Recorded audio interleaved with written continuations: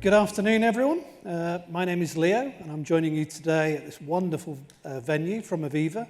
And hopefully I'm going to take you through our sort of journey towards carbon net zero and some of the small steps we're taking in the platform engineering team. So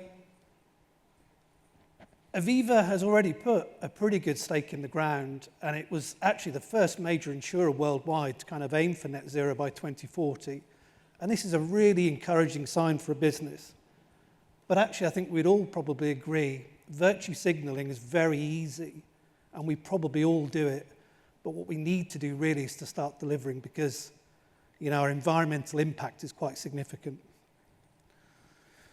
Thankfully, at Aviva, we have started to make some traction on this. And actually, when we look at our 2019 Scope 1 and Scope 2 emissions, compared to now, we've actually reduced those by 50%, which is a really good start. But again, we need to deliver, and we need to deliver more.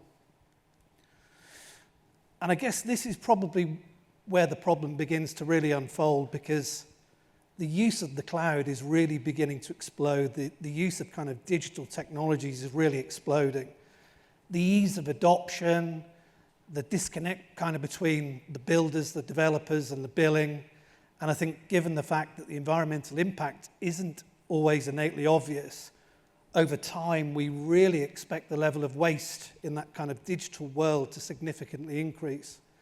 And I think one of the most worrying things here is, if we look at that bottom bit there, which was a Gartner report, at least 30% of all cloud or digital consumption is probably waste. And in many ways, for me, that's very, very, very scary. So I think, as an organization, Aviva, and kind of as a sector and a group of people, I think we probably do need to do a bit more, to be honest. So a relatively dull-coloured slide, but thankfully at Aviva, we really are beginning to recognise this, and we actually have a formal project that's funded, and we have people around it. And that project for us is called Operation Net Zero.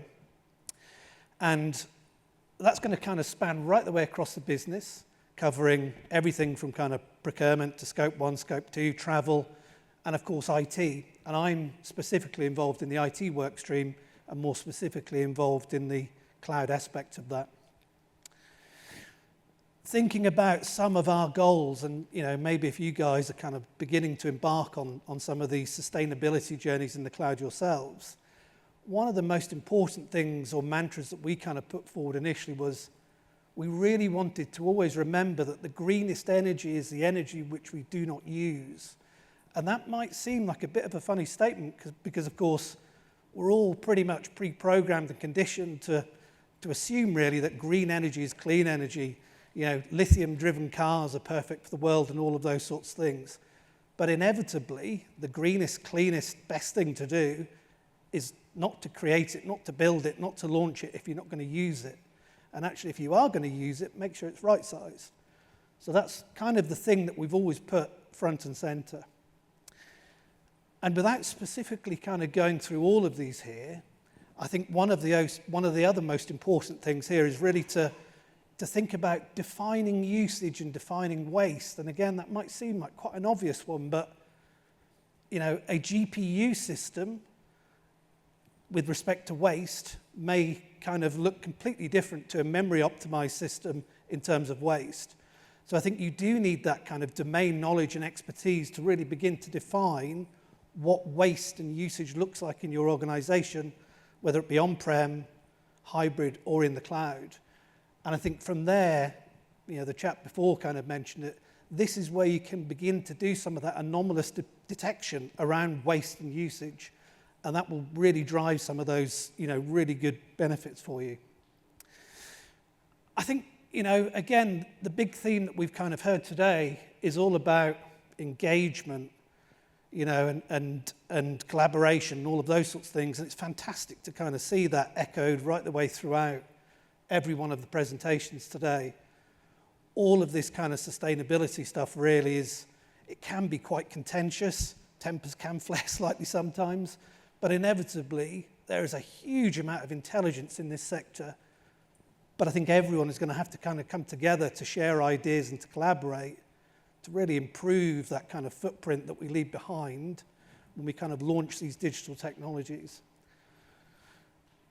One of the most important things, of course, we want to do as part of this project is really to embed that sustainability consideration into our BAU activities. And when we talk about BAU activities, we're really talking about kind of change, design, projects, and all of those sorts of things. And I think that will mark this project either as a success or a failure if we manage to embed these sorts of considerations into our BAU change activities. And of course, one of the project's main goals has to be to reduce energy consumption and, dare I say, CO2 emissions as well. Unsurprisingly, at a Datadog conference around observability, I'm going to say it all starts with observability. Thankfully, over the last kind of couple of years, we've really begun to partner with Datadog, and actually that additional observability has really begun to sort of pay dividends for us at Aviva. Some of the stuff we've really focused on in the project is, because we are such a huge organization, tens of thousands of kind of EC2s and Lambdas and God knows whatever else, scaling in, scaling out, being created, being deleted 24/7. One of the most important things we're really looking at is looking for that idle resource, doing that anomalous detection, looking for kind of right-sizing variances, looking for persistent kind of unhealthy infrastructure that consumes proportionately much more power, looking for unbelievably duplicate infrastructure, because of course we kind of operate a blue-green pattern, so actually it's not uncommon for kind of unhealthy infrastructure to temporarily or even, dare I say, persistently be left behind. And I think the other real important thing that we probably didn't really recognize 2 or 3 years ago was that non-production environments, at least in a huge organization, can be a bit like the Wild West. So we've always spent a lot of time kind of focusing on production, quite rightly, for our customers. We've got a lot of monitoring, alerting, and people around that. But actually, the non-production environments are kind of developers going home and maybe spinning stuff up, creating stuff, destroying stuff, and dare I say, leaving a bit of waste behind. So we have found so far the most benefit in the non-production environments, and actually we're taking those engineering practices right the way through the non-production environments through to production. So we've really focused on those non-production environments. And I think one of the other real key things here is to try and, again, by way of putting all of this kind of sustainability into BAU activities, is to come up with some sensible kind of maturity impact assessment, whether it be for a platform, for a team, for a business unit, or even for an organization. What constitutes kind of being sustainably green or getting a score of 10 or something like that? And actually, where is that gap analysis, and what can we do to kind of transition to a more greener, sustainable approach? So having, being objective around your own usage and being objective around where your gaps exist is probably the first point of call, really. This is a really good, obvious example. And I'm very sorry to say that this was probably taken about a week ago, and I thought, well, perfect. A, we've still got work to do, but B, I can use this as a screenshot. So these are actually standard APIs. They're in the non-production environments, but actually they're required, I'm going to say 12 hours a day for people to do testing and to use them. And when we go back to the business and we say, hey, do these APIs need to be on this? They say, of course they do. And we say, actually, these APIs should be serving, should be responding with a 2xx, a 4xx, or a 5xx. And actually, when we look at them, we can see that they haven't had any requests in the last 3 weeks. And they say, are you joking? And we say, no, there's no requests going into these APIs.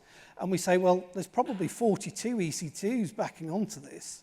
So actually, can we turn this stuff off? Can we destroy it? And can we embed this low usage alerting into your team so that we can kind of reset those baselines and power these things down much earlier? So we're really beginning to highlight some of this really obvious waste. This is a really interesting example.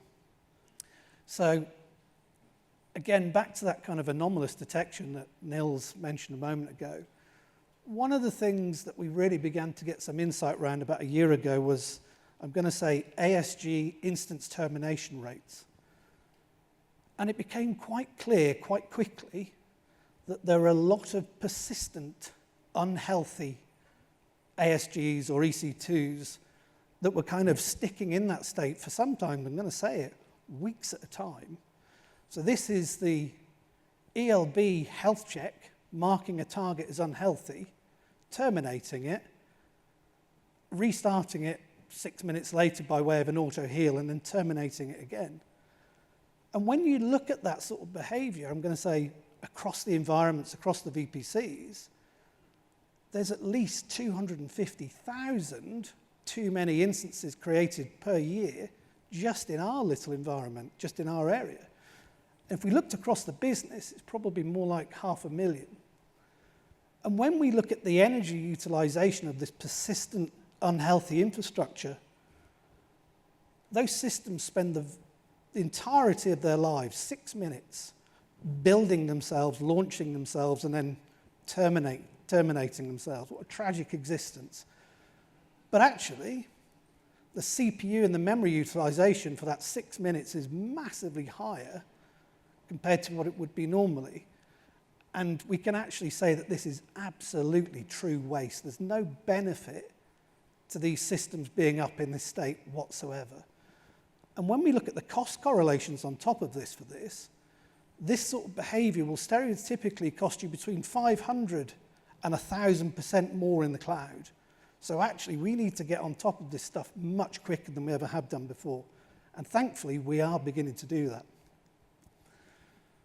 When we look at just one of these APIs in a bit more focus, we can see here that in 2023, I think, we launched 88,713 instances for this one API.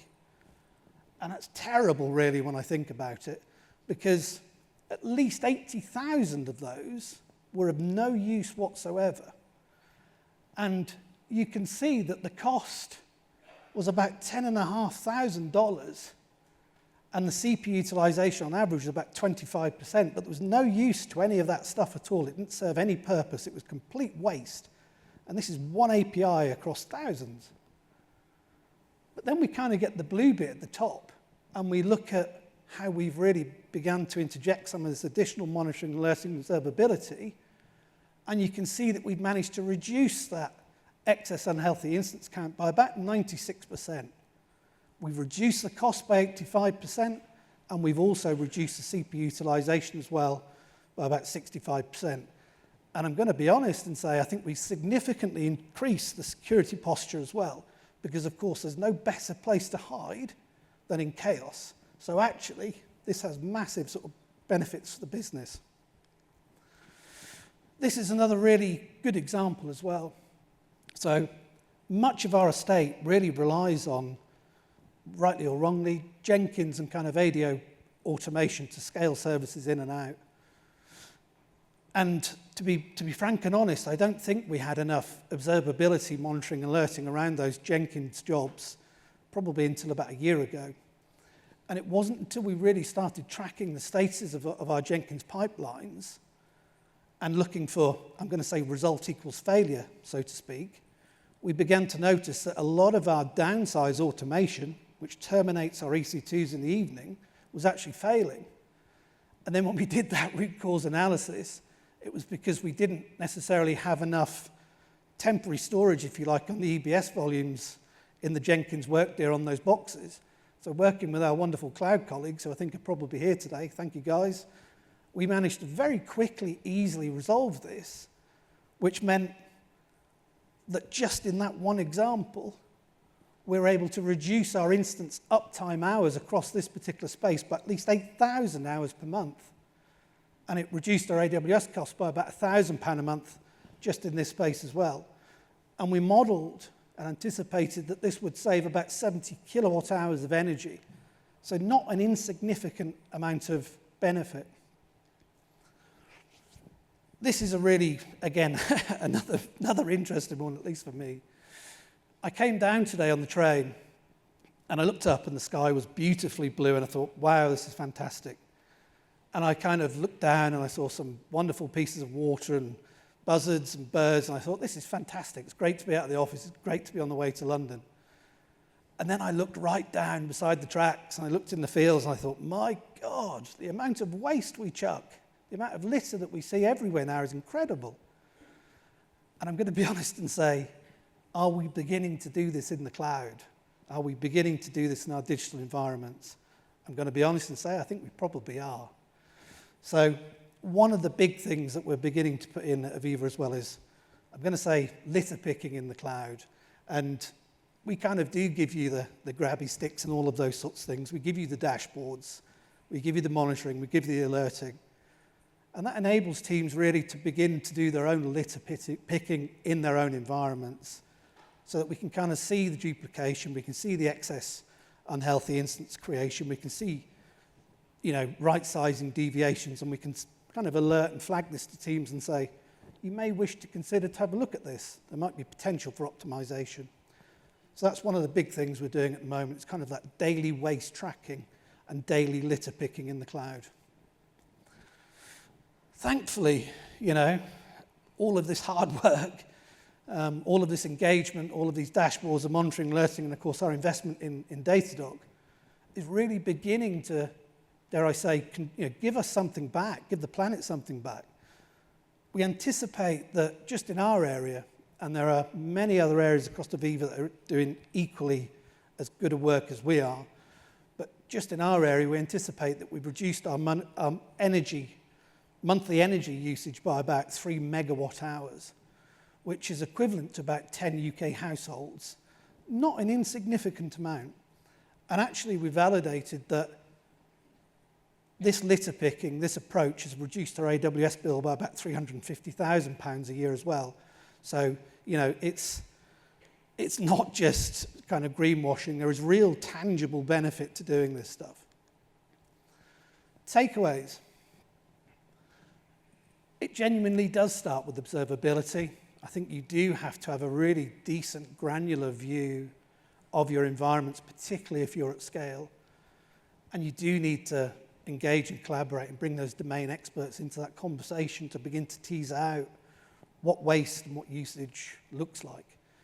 And I think from there you begin to form some kind of sensible baselines around your sort of normative usage, and then you begin to alert on those anomalous kind of pieces of activity that you see. And I think from there you'll drive some really good benefits. Definitely don't overlook the non-production environments. At least they were for us, very beneficial. We've seen this theme today, support and grow a positive sustainability culture. It's been brilliant today to hear everyone say, about collaboration. For me, I think this is probably the single most important thing. We need to collaborate with each other. We need to engage with our suppliers, and we definitely need to do much more. There is so much intelligence and brain power in this sector. I'm almost certain we can do much better. The beauty of all of this, if kind of, those SLTs, those leaders kind of say, well, the devil are you doing this sustainability stuff, Leo, or anyone else? Cost is generally a really good proxy for waste. So actually, if you're reducing waste, you're reducing cost. If you're generally reducing cost, you're probably reducing, or reducing your environmental impact as well. So these are all really good things. The main thing for me, I think, at least for Aviva, is you almost certainly need that kind of senior leadership buy-in. It's absolutely crucial, I think. We're very lucky that we have it right from the top with Amanda, right the way down to our director and our head of Santosh. These guys are really invested, as far as I can tell, in driving much more sustainable outcomes. So I think, leaders and such, hopefully you can get behind your employees to really drive some of this sustainability action, because it's incredibly critical and I think it's incredibly valuable. And the other big one is, and I'm sure there are many suppliers here today, we probably all need to work with our suppliers to bring them more to us and for us to go more to them, because inevitably we all have to do better, and of course that includes our suppliers as well. So it's all about collaboration. And that is it. Thank you very much. I shall be around. Thank you, guys.